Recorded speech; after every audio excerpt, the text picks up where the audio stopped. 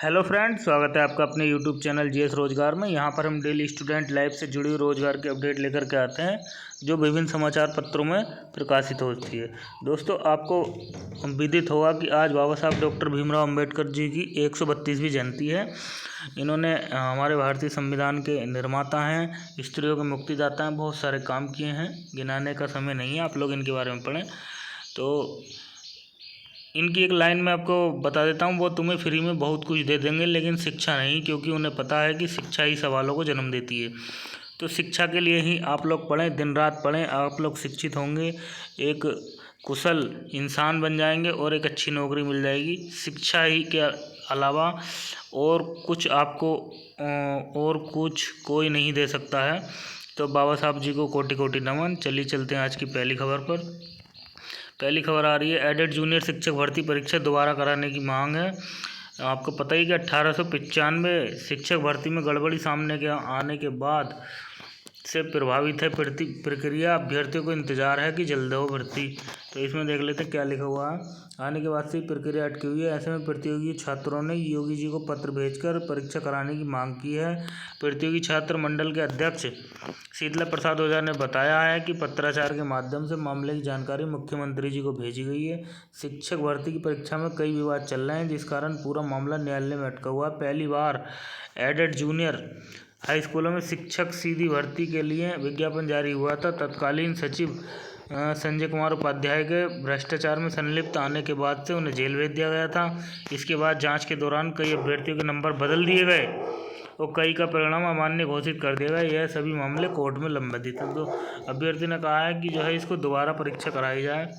इसके बारे में मैंने अपडेट दी थी और आगे भी अपडेट देता रहूँगा। प्लीज़ चैनल को सब्सक्राइब करके और बेल आइकन को दबा दें। अगली खबर आ रही है अग्निवीर से कि अग्निवीर परीक्षा 17 अप्रैल से, मैंने आपको बता ही दिया है, 11 केंद्रों पर होगी। 17 से 26 अप्रैल तक होगी। प्रयागराज, बनारस और अयोध्या 4 केंद्र बनाए गए हैं। भारतीय सेना की वेबसाइट पर एडमिट कार्ड अपलोड कर दिए गए, वहाँ देख लेते हैं आप लोग। अगर कोई त्रुटि है तो अमेठी स्थित सेना भर्ती में जाकर उसे सही करवा सकते हैं। एक खबर और आ रही है कि stenographer grade C and D का परीक्षा परिणाम कल घोषित कर दिया गया। ग्रुप सी के लिए आपको पता है परीक्षा कंप्यूटर आधारित हुई थी। इसमें केंद्रीय सचिवालय, भारतीय विदेश सेवा, arms force headquarter, railway board सचिवालय, चुनाव आयोग के स्टेनोग्राफर के पदों का परिणाम शामिल है। इसकी स्किल टेस्ट की तिथि जो है जल्दी घोषित होगी, जिसमें स्किल टेस्ट में आपको पता है क्या क्या होता है। स्टेनो का जो टाइपिंग है, टाइपिंग वगैरह, और स्टेनो का जो मैटर होता है वो इसमें टाइप करने के लिए दिया जाता है। तो इसके संबंध में और सूचना आपको अवगत करा दी जाएगी। प्रधानमंत्री जी ने कल रोजगार मेले के तहत नई दिल्ली में 71,506 युवाओं को नियुक्ति पत्र सौंपे हैं और कहा है कि 2047 तक एक विकसित राष्ट्र भारत बन जाएगा और प्रतिभाओं को सभी अवसर देने की मांग की गई। स्वरोजगार के ऐसे मौके जिन्होंने पहले कल्पना नहीं की थी।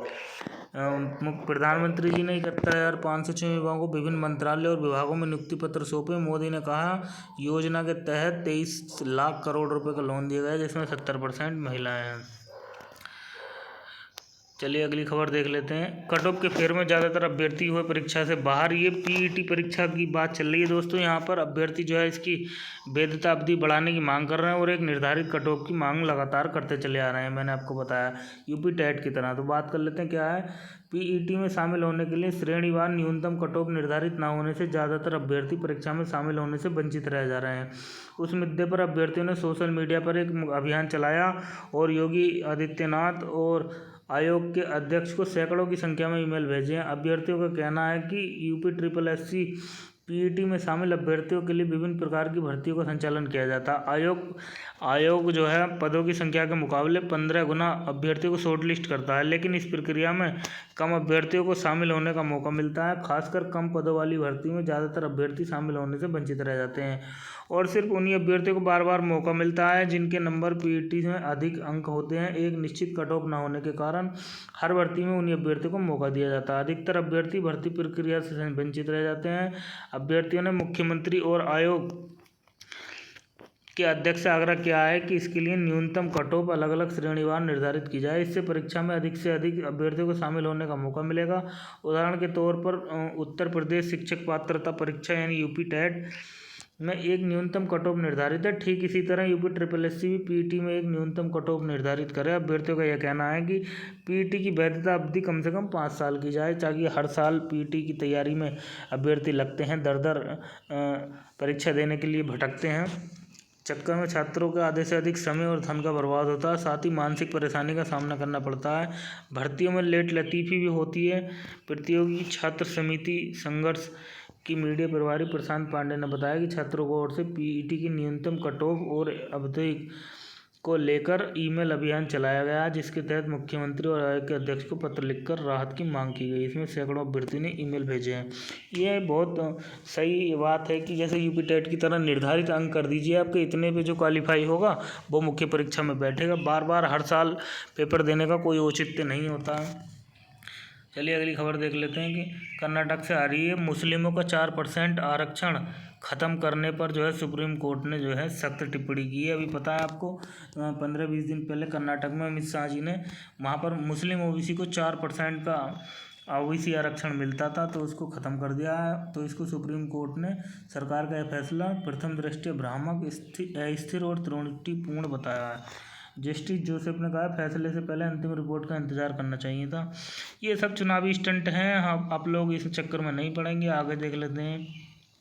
अगली खबर आ रही है। टीएमसी में कई पदों पे 45 पदों पे भर्ती निकली हैं। चीफ एडमिनिस्ट्रेटिव ऑफिसर, नर्स ए आदि के हैं। इनकी वेबसाइट पे जाके आप लोग विजिट करके ऑनलाइन आवेदन कर सकते हैं। बामर लॉरी एंड कंपनी लिमिटेड में 27 पद हैं मैनेजर के। वेतनमान बहुत आकर्षक है और आप लोग अलग अलग डिग्री पात्रताएं दे रखी हैं। इस भर्ती में केवल आरक्षित वर्ग के अभ्यर्थी भाग ले सकते हैं, यानी SC ST OBC भाग ले सकते हैं। Balmer Lawrie and company limited BCECEB ने जारी किया 10,100 पदों पर विज्ञापन। विशेष सर्वेक्षण कानून को व अन्य पदों पर मौके। वेतनमान 25,000 से 59,000। अभ्यर्थी के पास मान्यता प्राप्त संस्थान से स्नातक इंजीनियरिंग डिग्री, संबंधित क्षेत्र में कार्य करने का अनुभव होना चाहिए। कंप्यूटर बेस्ड परीक्षा होगी। मूल दस्तावेजों का सत्यापन होगा और ऑफिशियल नोटिफिकेशन अभी देखें। उम्मीदवार 12 मई तक ऑनलाइन आवेदन कर सकते हैं। आवेदन शुल्क 800 रुपये है। तो दोस्तों ये हो गया आज का वीडियो अच्छा लगा हो तो प्लीज़ वीडियो को लाइक कर दिया करें। और एक बार पुनः बाबा साहब डॉक्टर भीमराव अम्बेडकर जी की जयंती की हार्दिक शुभकामनाएं और उनको कोटि कोटि नमन। चलिए मिलते हैं नेक्स्ट वीडियो में, तब तक के लिए जय हिंद।